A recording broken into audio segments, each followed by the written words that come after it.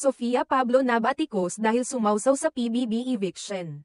Inulan ng batikos online si Kapuso actress Sofia Pablo matapos kumalat ang isang video kung saan makikitang masaya siya sa announcement ng pagka-safe nina Vince Maristella at Brent Manalo sa eviction night ng Pinoy Big Brother noong Sabado.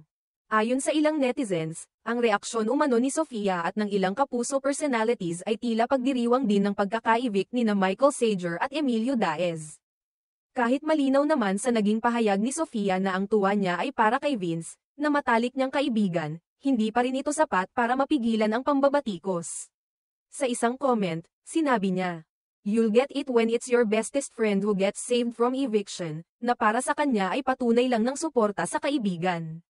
Pero para sa ilang netizens, tila naging insensitive ang dating ng kanyang kilos. Dahil sa pangyayari, hindi naiwasang mapulaan si Sofia ng masasakit na salita gaya ng OA, pabebe, insecure, at walang empathy.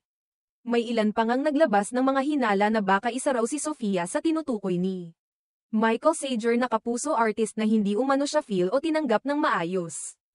Ang iba pa, muling binuhay ang isyong may alitan daw si Sofia at Jillian Ward, kung saan si Michael ay naging leading man ni Jillian sa isang serye, kaya raw nadamay siya sa tensyon.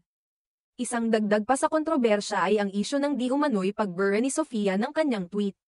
Ayon sa ilang netizens, binura raw ni Sofia ang kanyang tweet bilang pag-iwas sa gulo. Subalit nilinaw ito ni Sofia sa isang reply na hindi niya ito sinadyang i-delete at posibleng nawala lang ito o nagkaaberya. Aniya, "I didn't. Nawala na lang pag-check ko, ngunit marami ang nanatiling duda sa paliwanag." Dahil sa patuloy na bashing, may ilang netizens na nagpayo kay Sofia na iwasan muna ang social media para makapagpahinga at makaiwas sa mga posibleng pagkakamali. Ngunit kahit tila gusto na niyang manahimik, hindi pa rin siya tinigilan, kaya napilitan na rin siyang maglabas ng kanyang saloobin at humingi ng paumanhin.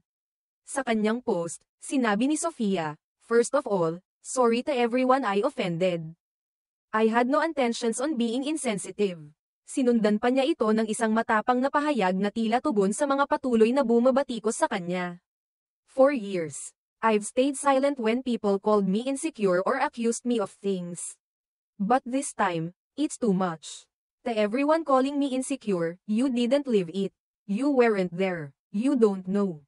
So please, don't speak unless you know the truth." Habang patuloy pa rin ang diskusyon sa social media, may mga netizens na kumampi kay Sofia. Ayon sa kanila, malinaw naman sa video at context na ang saya niya ay dahil naligtas si Vince, at hindi dahil na-evict si Michael.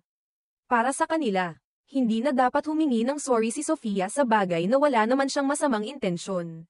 Sa gitna ng kontrobersya, lumalabas na ang sitwasyon ay isang halimbawa ng kung paanong maaaring mabaligtad ang mga intensyon sa mundo ng social media. Isang simpleng emosyon para sa isang kaibigan ang naging dahilan ng matinding panghuhusga, at tila patunay ito kung gaano kabilis magbago ang ihip ng opinyon ng publiko, lalo na sa mata ng internet.